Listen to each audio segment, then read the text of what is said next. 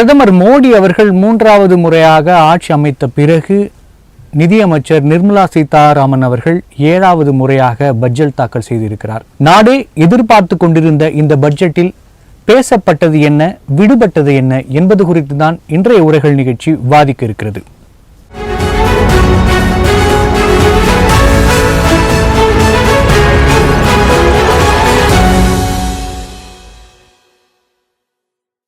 மத்திய பட்ஜெட் 2024 தொட்டதும் விட்டதும் என்பது குறித்து விவாதிக்க நம்மோடு விருந்தினராக இணைந்திருப்பவர்கள் பொருளாதார நிபுணர் திரு பாஸ்கரன் கிருஷ்ணமூர்த்தி அவர்கள். வணக்கம் சார். மற்றும் பொருளாதார நிபுணர் சுபாஷினி கணபதி அவர்கள். வணக்கம். வணக்கம் சார். பாஸ்கர் சார், உங்ககிட்ட தான் ஆரம்பிக்க விரும்புகிறேன். முதல் கட்டமா இந்த பட்ஜெட் இங்க எப்படியா பாக்குறீங்க? இதோட நிறைகள் என்ன, குறைகள்? சரி, நிச்சயமாக ரெண்டுமே இருக்குது. நிறைகளும் இருக்கின்றன, குறைகளும் இருக்கின்றன, சந்தேகமாக இல்லை. நிறைகள் என்று பார்க்கப்பட்டால் ஏற்கனவே வெகு சிறப்பாக செயல்பட்டு வந்த சில திட்டங்கள் நீட்டிக்கப்பட்டுள்ளன.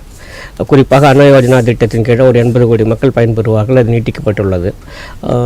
முத்ரா திட்டத்தில் ஏற்கனவே கூடிய திட்டத்தில் இப்போது அது கடனுடைய தொகை அதிகரிக்கப்பட்டிருக்கிறது. 10 லட்சம் ரூபாய் நீட்டிக்கப்பட்டிருக்கிறது. இதெல்லாம் ஏற்கனவே இருக்கக்கூடியது. அந்த திட்டங்கள் விரிவுபடுத்தப்பட்டிருக்கிறது அல்லது நீட்டிக்கப்பட்டிருக்கிறது. இதையெல்லாம் நான் ஒரு பாசிட்டிவ் விஷயமாக நான் பார்க்குறேன். இன்னும் சொல்லணும்னா மகளிருக்காக ஒரு 3 லட்சம் கோடி ஒதுக்கீடு என்பது, அதுக்கப்புறம் வேளாண் துறைக்காக ஒரு 1.52 லட்சம் கோடி ஒதுக்கீடு செய்யப்பட்டது. அப்புறம் ஊரக வளர்ச்சி திட்டங்களுக்காக ரூரல் இன்ஃப்ராஸ்ட்ரக்சருக்காக அந்த கட்டுமான திட்டங்களுக்காக ஏறத்தாழ 2 லட்சம் கோடிக்கும் மேலாக ஒதுக்கீடு செய்யப்பட்டிருக்கிறது. இதெல்லாம் ஏற்கனவே எதிர்பார்க்கப்பட்ட ஒன்றால் ஏற்கனவே நடைமுறையில் இருந்த ஒன்று தான். இந்த நிதி ஒதுக்கீடு சற்றே அதிகரிக்கப்பட்டிருக்கிறது அப்படிங்கிற விதத்தில் இதெல்லாம் மிகச்சிறந்த செயல் திட்டங்களாக இருந்தன. இது நீட்டிக்கப்பட்டுள்ளதுங்கிறதுனால இது எனக்கு நிறைவாக இருக்கிறது. இதுமாதிரி இன்னும் ஒரு சில திட்டங்கள் மிக நிச்சயமாக இருக்காங்க.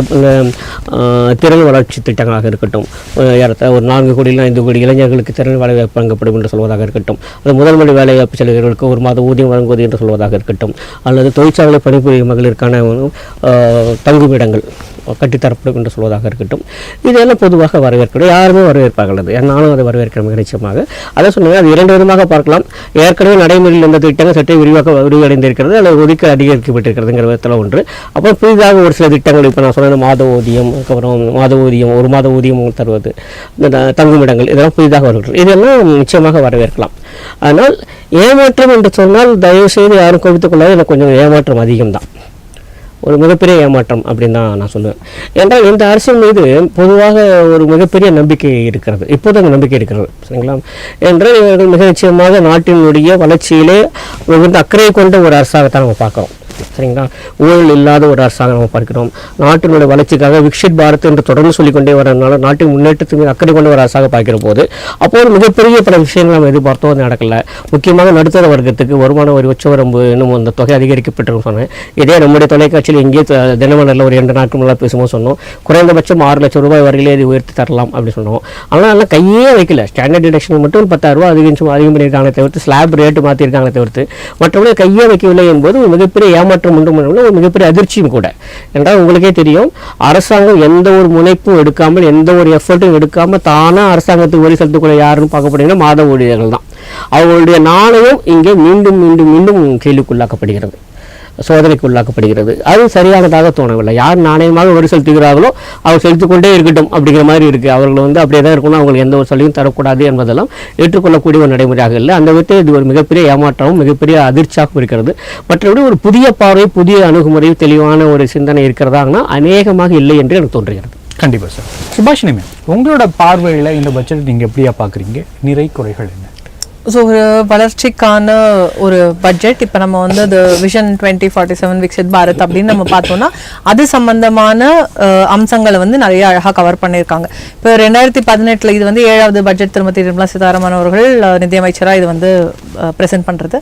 இப்போ 2018 ஆரம்பிச்சோன்னா ஏறக்குறைய இன்ஃப்ராஸ்ட்ரக்சர், எம்ப்ளாய்மெண்ட், பெண்கள் நலம், குழந்தைகள் நலம், இதை சுற்றி தான் அவங்களுடைய விஷன் வந்து இருந்துட்டு இருக்கு. அதில் வந்து ஒரு கன்சிஸ்டன்ட் இருக்கிறத வந்து நம்ம பார்க்க முடியும். சோ இப்போ ஃபர்ஸ்ட் அவங்க வந்து அந்த 5 ட்ரில்லியன் எக்கானமி அப்படின்னு அவங்க சொல்லும்பொழுது இது வந்து ஒரு நடைமுறைக்கு இருக்கிற விஷயமா, இது நடக்கக்கூடிய விஷயமா அப்படின்றத இன்னைக்கு வந்து ஆல்மோஸ்ட் லைக் நடைமுறை. நம்ம இன்னைக்கு வந்து 4 trillion எக்கானமியா வந்து நம்ம இருக்கோம். அண்ட் இப்போ ரோடு ஆகட்டும், இன்ஃப்ராஸ்ட்ரக்சர் ஆகட்டும், ஃபாரின் டைரக்ட் இன்வெஸ்ட்மெண்ட்ஸ் ஆகட்டும், என்டையர் நம்மளுடைய நாட்டுடைய வளர்ச்சி சதவிகிதம் ஆகட்டும், மொத்த உலகமே வந்து இந்த வார்னாலையும் கோவிட்னாலையும் தத்தளிக்கும் பொழுது நம்மளுடைய எக்கானமி வந்து ரொம்பவே ஒரு ஸ்டேபிளா கொண்டு போன ஒரு திறன் ஆகட்டும், இந்த மாதிரியான எல்லா விஷயங்களையுமே வந்து ஒரு விஷன் அப்படின்னு பார்த்தோம்னா ஒரு லாங் டேர்ம்ல ரொம்ப அழகான ஒரு விஷன் தான். அதுக்கப்புறமா அது 6 அம்ச திட்டமா கொண்டு வந்தாங்க, சப்தரிஷியா கொண்டு வந்தாங்க, இந்த தடவை 9 அம்ச திட்டமா வந்து கொண்டு வந்திருக்காங்க. ஸோ இப்போ இதுல வந்து பிரைமரி வந்து அக்ரிகல்ச்சருக்கு கொண்டு வந்திருக்காங்க. இப்போ ஒரு சாமானிய மக்களை நான் பார்க்கும்பொழுது எனக்கு என்னுடைய தக்காளி, வெங்காயம், உருளைக்கிழங்கு விலை ஜாஸ்தி, துவரம்பருப்பு விலை ஜாஸ்தி, என்னோட இன்ஃப்ளேஷன். இப்போ சார் அழகா சொன்னாங்க, இப்போ வந்து எனக்கு என்னுடைய சம்பளம் ஏறல, என் கையில இருக்கிற பணம் வந்து அதிகரிக்கல அப்படிங்கிறது ஒரு பெரிய ஏமாற்றம் தான். இப்போ இதுக்கான ஒரு லாங் டேர்ம் சொல்யூஷனா நம்ம பார்க்கணும்னா இப்போ வந்து அக்ரிகல்ச்சர்ல ஏற்கனவே அவங்க வந்து அந்த டைரக்ட் பெனிஃபிட் ஸ்கீம்ஸ் மூலமா நேரா விவசாயிகளுக்கு பலன் கொடுக்கறதாகட்டும், இல்ல நம்ம ஆயில் சீட்ஸ், நிறைய ரிசர்ச், இப்போ இன்னைக்கு என்ன பயிர் செய்யணும்னு எனக்கு தெரியல, இல்ல இந்த பயிர்ல இந்த பிரச்சனை இருக்கு என்னன்னு எனக்கு தெரியல, அந்த மாதிரியான சப்போர்ட் சிஸ்டம் ஆகட்டும், ஸோ டிஜிட்டல் ஆகட்டும் இல்ல பணவிதமாகட்டும், எல்லா விதத்திலயுமே வந்து ஃபார்மர்ஸ்க்கு மினிமம் சப்போர்ட் பிரைஸ்ல இருந்து எல்லாமே சப்போர்ட் பண்ணிட்டு தான் இருக்காங்க. இன்ஃபேக்ட் இந்த பட்ஜெட்ல வந்து இன்னமுமே ரிசர்ச், அந்த லேண்டை வந்து டிஜிட்டைஸ் பண்ணி அந்த மாதிரியான விஷயங்கள் கொண்டு வந்திருக்காங்க. இதனால லாங் டேர்ம்ல மேபி ஃபுட் இன்ஃப்ளேஷன் குறையலாம். இப்போ ஜூன் மாசம் பாத்தீங்கன்னா 9% ஃபுட் இன்ஃப்ளேஷன். ஸோ இது நம்ம எந்த சதவிகிதமும் ஜிடிபி அதெல்லாம் எதுவுமே பார்க்கலன்னா கூட நம்மளுக்கே தெரியுது அதோட நம்மளுடைய சம்பளமும் விலைவாசியும் வந்து மேட்ச் ஆகல அப்படிங்கிறது வந்து மிடில் கிளாஸ்க்கு இருக்கிற ஒரு ஸ்டாண்டர்ட் கம்ப்ளைண்டா இருக்கு. இப்போ இந்த மாதிரி இருக்கிற சூழ்நிலையில கண்டிப்பா இன்ஃப்ளேஷன் வந்து ஏறும் தான். இன்ஃப்ளேஷன் கட்டுக்குள்ள வைக்கிறதுங்கிறது ரொம்ப கஷ்டமான ஒரு விஷயம். ஏன்னா இப்ப நம்ம வந்து ஒரு அபரிமிதமான ஒரு வளர்ச்சியை பார்த்துட்டு இருக்கு நம்மளுடைய நாடு. இப்போ பல ஃபேக்டர்ஸ் இருக்கும்பொழுது இதை கண்ட்ரோல்ல வைக்க முடியலைன்னா அட்லீஸ்ட் லைக் மக்களுக்கு வந்து கொஞ்சம் பர்ச்சேசிங் பவரை வந்து கொடுத்துருக்கணும். இப்போ எக்கனாமிக் சர்வே படி பார்த்தோம்னா பர்ச்சேசிங் பவர் வந்து இன்க்ரீஸ் ஆயிருக்குன்னு சொல்றாங்க. அர்பனுக்கும் இன்க்ரீஸ் ஆயிருக்கு, ரூரல்லையும் இன்க்ரீஸ் ஆயிருக்கு. அண்ட் இந்த மாதிரி கிராமப்புறங்களுக்கும் நகரப்புறங்களுக்கும் இருக்கிற இடைவேளை குறைஞ்சிருக்குன்றாங்க. அது படிக்கும் பொழுது அழகா இருக்கு. அதுக்கு வந்து நமக்கு நிஜமாவே பிராக்டிஸ் பண்ணணும், ஆர் ப்ராப்ளி லைக் நம்மளுக்கு அந்த சாட்டிஸ்ஃபேக்ஷன் பர்சனலா வரணும் அப்படின்னா சார் சொன்ன மாதிரி இந்த சேலரிட் கிளாஸை வந்து கண்டிப்பா அவங்க வந்து கவனிச்சிருக்கணும். ஆனரிங் தி ஆனஸ்ட் டாக்ஸ் பேயர்ஸ்ன்றது அவங்களுடைய மந்திரமா இருந்தது. ஸோ இந்த ஆனஸ்ட் டாக்ஸ் பேயர்ஸை வந்து திரும்ப திரும்ப வந்து அடிக்கிற மாதிரி தான் தெரியுது. ஏன்னா இது வரைக்கும் வந்து இது 3வது முறையா ஆட்சி அமைக்கிறாங்க, 7வது பட்ஜெட், முதல் முறையா இன்ஃபேக்ட் ஒரு கோயலிஷன் கவர்மெண்ட்ல இது வந்து கொண்டு வராங்க. ஸோ இது வரைக்கும் வந்து ஓகே நீங்க வந்து டாக்ஸ் கொடுங்க, நாங்க வந்து கரெக்டான கவர்னன்ஸ் கொண்டு வரோம். ஸோ இப்போ இது மாதிரி லஞ்சம் போன்ற விஷயங்கள்ல வந்து நிறையவே கவர்னன்ஸ் கொண்டு வந்திருக்காங்க, சேஞ்சஸ் கொண்டு வந்திருக்காங்க, ஈஸ் ஆஃப் டூயிங் பிசினஸ் கொண்டு வந்திருக்காங்க. எல்லாமே வந்து கொண்டு வரப்பட்டாலும் இன்னைக்கு எனக்கு இருக்கிற சாட்டிஸ்ஃபேக்ஷன் பட்ஜெட்னா நான் ஒரு சாமானியா எதிர்பார்க்கிற ஒரு விஷயம் வந்து கண்டிப்பா என்னுடைய இன்கம் டாக்ஸ் ஸ்லாப் அதுல வந்து பெரிய அளவுல மாற்றம் வரல அப்படிங்கிறது ஒரு ஏமாற்றத்துக்குரிய விஷயம் தான் சொல்லணும். அண்ட் இந்த ஈஸ் ஆஃப் டூயிங் பிசினஸ்லயுமே வந்து எம்எஸ்எம்இக்கெல்லாம் நிறைய சப்போர்ட் எல்லாம் கொண்டு வந்திருக்காங்க. இப்போ ஜிஎஸ்டியில பார்த்தோம்னா centre managed and state managed அந்த மாதிரியான விஷயங்கள் இருக்கு. ஸோ இப்போ இதுல வந்து பல கேசஸ் வந்து அப்பீல்ல போய் நின்றுட்டு இருக்கு. ஸோ இப்போ இந்த அப்பீல் மெக்கானிசம் வந்து இன்னும் எப்படி சிம்பிளிஃபை பண்ண போறாங்க, அதுல வந்து ஈஸ் ஆஃப் டூயிங், ஏன்னா இப்போ ease of doing business returns வந்து ஈஸியா கொண்டு வந்தாங்க, இன்ட்ரடியூஸ் பண்ணது 2017, 2018 இன்னும் கொஞ்சம் சிம்பிளிஃபை பண்றேன், ஸோ குவார்டர்லி ரிட்டர்ன்ஸ் நீங்க ஃபைல் பண்ணா போதும்ன்றது கொண்டு வந்தாங்க, ரீஃபண்டை வந்து ஆட்டோமேட்டிக் பண்ணாங்க. இந்த மாதிரி பல விஷயங்கள் இருந்தாலும் இப்போ இன்னைக்கு வந்து என்னுடைய பிசினஸ்ல ஒரு 1 கோடி ரூபாய் டிமாண்ட் இருக்கு அப்படின்னா நான் அதை கட்ட வேண்டியது இல்லை, நான் எல்லாமே கரெக்டா கம்ப்ளை பண்றேன்னாலும் அந்த நோட்டீஸ் டிமாண்டுங்கிறது இன்னைக்கு என்ன பாதிச்சுட்டு தான் இருக்கு. ஸோ அந்த மாதிரியான ஒரு compliance ease of doing business வந்து எம்எஸ்எம்இக்கு இன்னும் கொஞ்சம் கூட பெட்டரா லிட்டிகேஷன் ஆங்கிள் கொண்டு வந்திருக்கலாம். அது இன்ஃபேக்ட் லைக் இருக்கான்னு நமக்கு தெரியாது, பில்லில் டீடைல்டா பார்த்தாதான் நமக்கு தெரியும். இன்கம் டாக்ஸ்லயுமே வந்து இன்கம் டாக்ஸ் கம்ப்ளீட் ரிஃபார்ம் பண்றோம் அப்படின்னாங்க. இப்போ ஸ்டார்டிங்ல இருந்தே சொன்னாங்க நீங்க டாக்ஸ் பே பண்ணுங்க, இன்டைரக்ட் டாக்ஸ் ரெவென்யூஸ் இன்க்ரீஸ் ஆகும்பொழுது டைரக்ட் டாக்ஸ் நாங்க கண்டிப்பா கவனிக்கிறோம். இப்போ இந்த தடவை பார்த்தோம்னா நமக்கு வந்து corporate tax, GST, indirect tax எல்லாமே 16, 17, 18% தான் இருக்கு. ஸோ நிறையவே வந்து ஜிஎஸ்டி ஸ்டெபிலைஸ் ஆயிடுச்சு. ஸோ டைரக்ட் டாக்ஸை வந்து அவங்க கண்டிப்பா குறைக்கணும். மேபி இந்த தடவை அதை ரிஃபார்ம் பண்ணிட்டு அடுத்த தடவை குறைப்பாங்கன்னு வழக்கப்படி நம்மளும் ஒரு எதிர்பார்ப்போட காத்துட்டு இருக்கணும்னு தான் நினைக்கிறேன். ஸோ ஒரு பாப்புலிஸ்ட் பட்ஜெட் இல்லை, பட் ஒரு விஷன் நோக்கிய ஒரு நல்ல பட்ஜெட்னு சொல்லலாம். கண்டிப்பாங்க சார். பாஸ்கரன் சார், வேற என்னெல்லாம் விஷயங்கள் விடுபட்டு இருக்கிறதா நினைக்கிறீங்க? நிச்சயமா மிகப்பெரிய விடுபட்டு போனதுன்னு பார்க்குறப்போது வேலை வாய்ப்பு. இல்லை அவங்க என்ன சொல்லியிருக்காங்க, திரும்ப என்ன சொல்கிறாங்கன்னா திறன் வளர்ப்பு பற்றியே பேசிட்டு இருக்காங்க. ஏறத்தாழ 4 கோடியிலிருந்து 5 கோடி இளைஞர்களுக்கு திறன் வளர்ப்பு வழங்கப்படும் அப்படின்னு சொல்கிறாங்க. அப்புறம் 500 பெரிய தொழில் நிறுவனங்கள் மூலம் சுமார் ஒரு 4 கோடி பேருக்கு தொழில் பழகுனர் பயிற்சி தரப்போகிறோம். அவங்களுக்கு அநேகமாக ஸ்டைஃபன் தருவாங்கன்னு நினைக்கிறேன். பயிற்சித்தொகை உதவித்தொகை மாதம் 5000 ரூபாய் வரையில் கிடைக்கலாம். அது பற்றி தெளிவான அறிவிப்பு வரவில்லை. இதெல்லாம் ஓரளவுக்கு பரவாயில்லை. ஆனால் என்னோட கேள்வி அது இல்லை. தொழில் பயிற்சி இல்லாதனால்தான், தேவையான திறன் இல்லாதனால்தான் உங்களுக்கு வேலை இல்லாமல் இருக்கிறதா, அல்லது உண்மையிலேயே வேலை இல்லை அதனால உங்களுக்கு வேலை இல்லாமல் இருக்கிறதா? இதுதான் கேள்வி. சார், நம்ம கேட்கறது மத்திய அரசு நிறைய இடங்கள்ல அவங்க சொல்றது என்னன்னா, வேலை வாய்ப்பு என்பது ஒரு அரசு நிறுவனத்திலேயோ இல்ல தனியார் நிறுவனத்திலேயோ வழங்குறத மட்டும் நீங்க வேலை வாய்ப்பா பார்க்காதீங்க, அந்த சிறு குறு தொழில்கள் தொடங்குறது மூலமாகவும் அவர்களே வேலை வாய்ப்பை உருவாக்குறாங்க, மற்றவங்களும் கொடுக்குறாங்க. அதற்கான ஏற்பாடாக தான் நீங்க இதை பார்க்கணும். அதனாலதான் இது மாதிரியான பயிற்சிகள் வந்து கொடுக்கப்பட்டு அவர்கள் தொழில் தொடங்குறதுக்கு தேவையான நிதியும் கொடுக்குறாங்க. இப்ப அந்த MSMEயோட லோனோட இதுலயும் மாத்திருக்காங்க. 10 லட்சமா இருந்து 20 லட்சமா மாத்திருக்காங்க. சோ இது வந்து வேலை வாய்ப்பை உருவாக்க, நான் தான் சொல்றேன், திரும்பவும் பயிற்சி தருகிற அந்த நோக்கத்திலே எந்த ஒரு பழுதும் இல்லை, அதெல்லாம் ஒத்துக்கிறேன் நான். ஆனால் தொழில் தொடங்குவதற்கான ஏதுவான சூழல் எங்கே வரும் அப்படின்னா, மிக முக்கியமாக 3 தேவைகள் இருக்கின்றன. சுய தொழில் ஒருவர் தொடங்க வேண்டும் என்று சொன்னால், சுய வேலை வாய்ப்பில் சொல்லலை, சுய தொழிலுக்கு மிக முக்கியமாக 3 தேவை. ஒன்று, மூலதனம் வேணும். அது ஏதோ விதத்தில் வங்கி மூலம் கடனாக கிடைக்கும் என்று வைத்துக் கொள்ளலாம். 2வது, தொழில் அனுபவம் வேண்டும், அதுதான் இப்போ தொழில் பழகுனர் என்று தந்து விடுறார்கள் 2. 3வது, அதற்கான சந்தை, அதற்கான களம் வேண்டும். நீங்கள் யோசிச்சு பாருங்க, திடீர்னு நாளைக்கு ஒரு 1000 தொழில் புதுசாக வந்துச்சுன்னா அந்த 1000 தொழிலுக்கான களம் எங்கே இருக்குது, என்ன சந்தை இருக்குது, இதுவே தான். இது ஒன்றும் விரிவடையவில்லை. அதாவது இன்னும் மக்கள் நம்முடைய நேயர்களுக்கு எளிதாக புரிய வைத்து சொல்கிறேன். ஒரு ஊரில் 2 ஹோட்டல் இருக்குன்னு வச்சுங்களேன். நீங்கள் 3வது ஹோட்டல் வந்துச்சுன்னா அந்த 2 ஹோட்டலுக்கான வருமானத்தை 3 பேர் பிரிச்சுக்கணும். 4 ஹோட்டல் வந்துச்சுன்னா அந்த 2 ஹோட்டலுக்கான வருமானத்தை 4 பேர் பிரித்துக் கொள்ள வேண்டும். அப்படிதான் இருக்க முடியும். அப்போ நான் என்ன சொல்கிறேன், இந்த சந்தை பெருகுவதற்கு என்ன செய்யப்பட்டிருக்கிறது, சந்தையில் புதிதாக வருவாயோ புதிதாக வருமானத்துக்கு என்ன செய்யப்பட்டிருக்கிறது, அப்போ எங்களுக்கு பிரியும். அதே 1000 பேர் தான் ஹோட்டல் செல்கிறவர்கள், அது 2 ஹோட்டலுக்கு 500 பேர் போகிறாங்கன்னா, இப்போ 3 பேருக்கு போகும்போது ஆளுக்கு 300 பேர் போவாங்க, 4 பேர் போனால் ஆளுக்கு 250 பேர் போவாங்க. இருக்கிற வருமானத்தை பங்கிட்டுக் கொள்வதாகத்தான் இருக்க முடியும். அப்போது புதிய தொழில் தொடங்க வேண்டும் என்று சொன்னால் சந்தை பெருக்கம் வேணும். சந்தை பெருக்கம் இல்லாமல் புதிய தொழில் என்பது சாத்தியமே இல்லை. நல்லா ஞாபகம் வச்சுக்கோங்க. புதிதாக வந்தால் மட்டும் போதாது. அதனால தான் பல சமயங்கள் நீங்கள் பார்த்தீங்கன்னாக்க ஏன் பல புதிய தொழில்கள் நசிந்து போகின்றன என்றால், ஒன்று அவங்களுக்கு இந்த சந்தைக்குள்ளே நுழைய முடியவில்லை, அல்லது சந்தையில் அவங்களுக்கு இடமில்லை. 2 தான். They are not been able to pay us. சரியா, அது பெனட்ரேட் பண்ண முடியல அவங்களால. அப்படி இல்லை, அவங்களுக்கு ஸ்பேஸே இல்லைங்க. அது மாதிரி நீங்கள் புதிய தொழில் தொடங்கணும் எப்படி தொடங்குவாங்க? அப்போ அது நம்ம என்ன பெருக்க போகிறோம், சந்தை பெருக்க நம்ம என்ன செய்திருக்கிறோம் சொல்லுங்கள். இப்போ ஒரு இடத்துல இப்போ 100 தொலைக்காட்சிகள் விற்கிற இடத்துல திடீர்னு 200 தொலைக்காட்சி விற்காது, உண்டா இல்லையா? அப்போது அதுக்கான தேவை எங்கே அதிகரிக்கும்? அப்போ 2 பேரோட நமக்கு பணப்புழக்கத்தை அதிகரித்தாக வேண்டும். இது இருக்கிற பண வருமானையும் மீண்டும் நீங்கள் வரியாக பிடித்து கொண்டால் எப்படி வரும்? இப்போ நீங்கள் வருமான வரி விலக்கு தெரியுங்க வச்சுங்களேன். ஆனால் எனக்கு ஒரு 10,000 ரூபாய் எனக்கு மிச்சமாகும் சொன்னால் 10,000 ரூபாய் பணப்புழக்கம் அதிகமாகிறது. ஏதோ ஒன்று சேமிப்பாக இருக்கிறது அல்லது செலவாக இருக்கிறது, ஏதோ ஒன்று அப்புறம் வருகிறது இல்லையா? அதை நீங்கள் வரியாக பிடித்துக் கொள்கிற போது என்ன சுருங்கி விடுகிறது. அப்போது இந்த சந்தையை பெருக்குவதற்கு நம்ம என்ன செய்திருக்கோம் என்று பார்த்தால் இந்த நிலை அறிக்கையில் எதுவும் இல்லை. கண்டிப்பா சார். சார், அதை ஒரே ஒரு அம்சம் மட்டும் சொல்றோம்.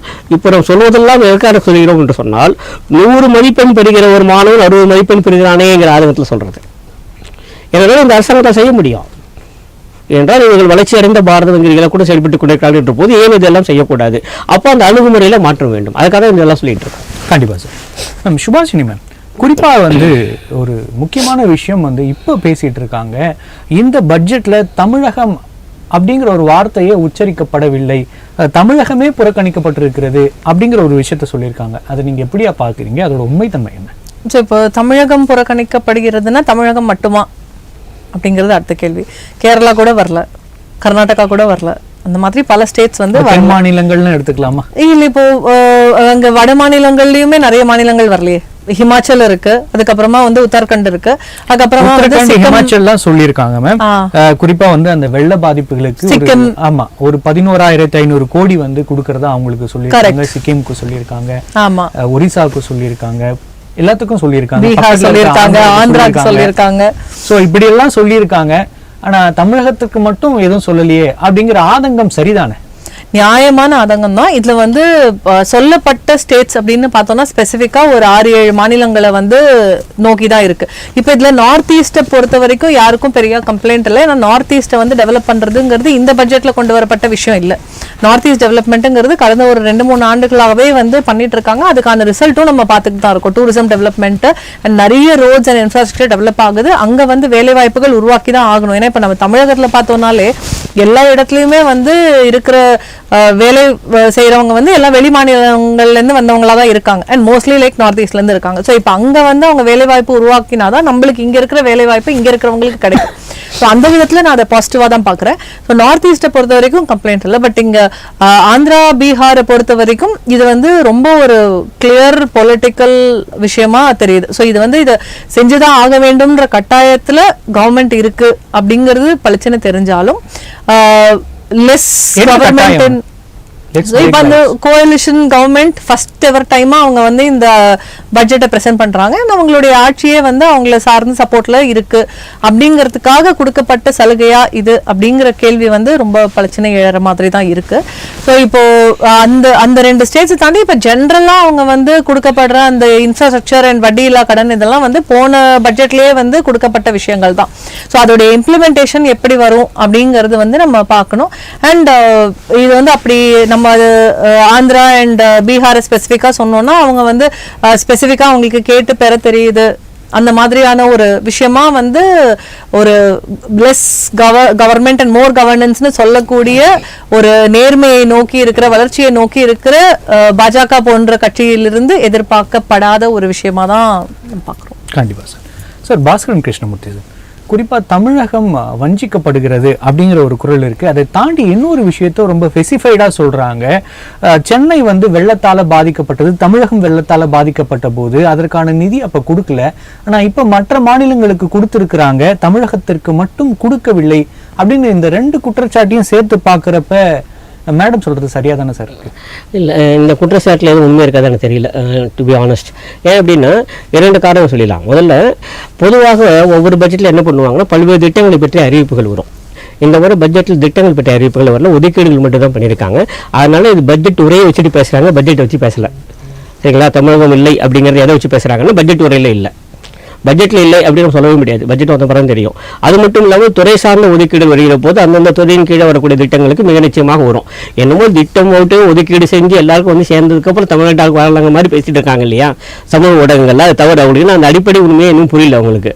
எந்தெந்த துறைக்கு ஒதுக்கீடுன்னு சொல்லப்பட்டிருக்கிறது, ஒரு சில மாநிலங்களில் சிறப்பு திட்டங்களுக்காக அவங்க தந்திருக்கிறோம் என்று சொல்லியிருக்கோம். அவ்வளோதானே தவிர்த்து மற்றபடி மற்ற மாநிலங்களும் இல்லை. மேடம் சொல்ற மாதிரி அந்த 2 மாநிலங்கள்ல மேல மட்டும் அதிக கரிசனம் இருக்கு. அடுத்தது எலெக்ஷன் வர இருக்குது, இன்னொன்னு அவங்க அந்த மாநிலங்களை நம்பி ஆட்சி அமைக்கிறாங்க. நீங்க பாருங்க ராகுல் காந்தி அவர்களும் குறிப்பிட்டு சொல்லியிருக்காரு சார். அவர் சொல்லுவாரு மாநிலங்களுக்காக சிறப்பு பட்ஜெட் இது அப்படிங்கிற விஷயத்தையும் சொல்லியிருக்காரு. நான் சொல்றது பாருங்களேன், இப்போ உள்ள ஊரக வளர்ச்சி திட்டம் சரிங்களா, அல்லது ரூரல் இன்ஃப்ராஸ்ட்ரக்சர் ஊரக கட்டுமான திட்டம் இருக்கு. ஊரக கட்டுமான திட்டத்துக்கு தமிழ்நாட்டுக்கு எவ்வளவு இருக்குன்னு சொல்லிட்டு நிதி ஒதுக்கீடு செய்து பிறகு தெரியும் இல்லையா? இல்லவே இல்லை எப்படி சொல்ல முடியும்? ஊரக வளர்ச்சி திட்டம் தமிழ்நாடு கொடுக்க மாட்டோம் சொல்லியிருக்காங்களா? இல்லவே இல்லையா? தமிழ்நாடு எதுவாக இருக்கட்டும், திறன் மேம்பாட்டு திட்டம் இருக்கு, திறன் மேம்பாட்டு தமிழ்நாடு கொடுக்க மாட்டோம் சொல்லியிருக்காங்களா? எல்லா துறைகளுக்குமான எல்லா திட்டங்களும் எல்லா மாநிலங்களுக்கும் பொதுவானது, தமிழ்நாட்டுக்கும் உண்டு. சரிங்களா? அது இது ஒதுக்கீடு இது ஒதுக்கீடுக்கு அப்புறம் நீங்க சொல்லுங்க இங்க வந்து ஒதுக்கீடு பண்ணியிருக்காங்க, இங்க வரவே இல்லை அப்படி அப்ப சொன்னா பரவாயில்ல. பட்ஜெட் உரை ஒரு மொத்தம் 90 நிமிஷம் பேசியிருக்காங்க, எல்லாவற்றையும் பேசியிருக்காங்க. அந்த உரையில் இடம்பெறவில்லைங்கிறதுனால உடனே பேசுறதுங்கிறது இருக்கு இல்லையா? இது கொஞ்சம் முந்திரி போடுதடம் தான் சமூக ஊடகங்கள்ல. சாரி டு சே, அவங்களுக்கு ஒன்றும் தெரியவே இல்லை. ஏன்னா நிதி ஒதுக்கீடுங்கிறது இனிமேல் தான் நடக்கும். இன்னும் வந்து பாருங்களேன், இது வந்து ஒரு டிராஃப்ட், நல்லா வச்சுங்க. இன்னைக்கு கொடுத்துருக்கிறது ஒரு வரைவு அறிக்கை சரிங்களா? இதன் மீது விவாதம்லாம் நடக்கும், இது எது மாறும் எது மாறாது அப்படின்னு தெரியும். அதுக்கப்புறம் துறை சார்ந்த ஒதுக்கீடு வரும். துறை சார்ந்த ஒதுக்கீடுகிற போது ஒவ்வொரு மாநிலத்துக்கு என்னென்ன அந்தந்த துறையின் கீழ் திட்டங்கள் இருக்கோ அதுக்கெல்லாம் ஒதுக்கீடு வரும். அதெல்லாம் 2 காலம் ஆகும், கவலைப்படாங்க. 2-3 மாதங்கள் ஆகும். அதுக்குள்ளே பேசுறதுக்கு கொஞ்சம் அதிக பிரசங்க தரும். ஆனால் அதுக்கான உரிமை இருக்கிறது. சமூக ஊடகங்களில் அவர் எழுப்புற அந்த கேள்வி இருக்கிறா இல்லையா, அப்படி கேள்வி எழுப்புறதுக்கு உரிமை இருக்கிறது. எதிர்கட்சி தலைவராக இருக்க ராகுல் காந்தி அவர்கள் எழுப்பியிருக்காரு, இங்க வந்து திமுக கட்சிக்காரங்க எழுப்பியிருக்காங்க. சோ இதெல்லாம் சரியான விஷயம் அவர் எழுப்பாம சொல்றேன். ஏன்னா அவர் எதிர்கட்சி தலைவர். ஆல் சடன் ராஜீவ் காந்தி அவர்கள் மாண்புமிகு எதிர்கட்சி தலைவராக இருக்காங்க, எழுப்பார்கள் என்ன அவங்க எப்பதான் செய்வாங்க சரிங்களா? ஆனால் இந்த கேள்விக்கெல்லாம் இப்போது விடை கிடைக்க முடியாது. ஏன்னா துறை சார்ந்த ஒதுக்கீடு முழுமையடைந்த பிறகுதான் அது தெரியும். இருக்கா இல்லையாங்கிறது. அதனால இந்த கேள்வி கேட்பதை நாம் தவறு என்று சொல்லவில்லை. அதே மாதிரி எதிர்க்கட்சி தலைவராக அவர் கேட்டுதான் ஆகணும். ஆனால் அதற்கான இப்போதே ஒரு முடிவு எடுத்து சொல்றேன் இல்லையா, தமிழ்நாடு எதுவும் கிடைக்கலன்னு சொல்லிட்டு அதனால முடிவு எடுக்க முடியாதுன்னு சொல்ல வரேன் நான். சரிங்களா, அதுதான் மிக முக்கியமானது. வேற என்ன நீங்க எதிர்பார்க்குறீங்க? கண்டிப்பா சார். சார் சுபாஷினி மேம், குறிப்பா வந்து இந்த தங்கத்திற்கு வரியை வந்து கம்மி பண்ணியிருக்காங்க. இது எந்த அளவுக்கு மாற்றத்தை கொண்டு வரும்? ஏன்னா தங்கம்ங்கிறது இந்தியாவில் முழுமைக்காகவே ஒரு சேவிங்காக மட்டும் இல்லாமல் ஆபரணமாகவும் பார்க்கப்படுகிறது. நிறைய கடத்தல் தங்கங்கள் இந்தியாவுக்குள்ளே வந்துட்டு இருக்கு. அது அதை வந்து நிறைய பாதிக்குது அப்படின்னு சொல்லியிருக்காங்க. இந்த குறைப்பின் மூலமா என்ன மாதிரியான விஷயங்கள் சமூகத்தில் நடக்கும்? பதில நீங்களே சொல்லிட்டீங்க. கடத்தல் தங்கங்கள் இந்திய நாட்டுக்குள்ள வந்துட்டு இருக்கு. ஸோ இப்போ இவங்க பாஜக ஆட்சி அமைச்சதுல இருந்தே முடிஞ்ச வரைக்கும் பிளாக் மணி அவாய்ட் பண்ணிட்டு கேஷ் டிரான்சாக்ஷன்ஸ் அவாய்ட் பண்ணி முடிஞ்ச வரைக்கும் கம்ப்ளைன்ஸ்குள்ள எல்லாரையும் கொண்டு வரதை நோக்கி தான் அவங்களுடைய அரசாங்கம் போயிட்டு இருக்கு. அதை பண்ணிட்டும் இருக்காங்க அப்படிங்கறத நம்ம சொல்லலாம். இப்போ இந்த தங்கத்தை பொறுத்த வரைக்கும் இதோடைய கஸ்டம்ஸ் டியூட்டி ஜாஸ்தியா இருந்ததுனால நிறைய வந்து பிளாக் மார்க்கெட்ல உள்ள வந்துட்டு இருந்ததை பார்த்துட்டு இருந்தோம். அண்ட் பிளாக் மார்க்கெட்ல உள்ள வந்தாலும் தங்கத்துடைய விலை வந்து பயங்கரமா ஏறிக்கிட்டு இருந்தது. அண்ட் இப்போ பிளாக் மார்க்கெட்ல எவ்வளோன்னு நம்மளால வாங்க முடியும்? இப்போ அதுலயுமே வந்து ஒரு சாரார் வாங்குவாங்க, ஒரு சாரார் இது வந்து ஒரு சாதாரண மக்களா பாக்குறப்ப இந்த தங்கத்துக்கு வரி குறைச்சா கடத்தல் தங்கம் வரும் அப்படிங்கிறது ஒரு சாதாரண மக்களோட பார்வையில இருந்து நம்ம புரிஞ்சுக்க முடியுது. இதை தாண்டி பொருளாதாரத்துல இது என்ன மாதிரியான மாற்றங்களை கொண்டு வரும்? பொருளாதாரத்துல இது வந்து ரெண்டு ஆஸ்பெக்ட்ஸ் நம்ம வந்து இதுல பார்க்கலாம். கோல்ட்ல இப்போ தங்கம் விலை வந்து 55,000 தொட்டுருச்சு, இது சாமானிய மக்களுக்கு ஒரு எட்டா கனியா போயிடுச்சா அப்படிங்கிறது எல்லாருடைய கவலையா இருக்கு.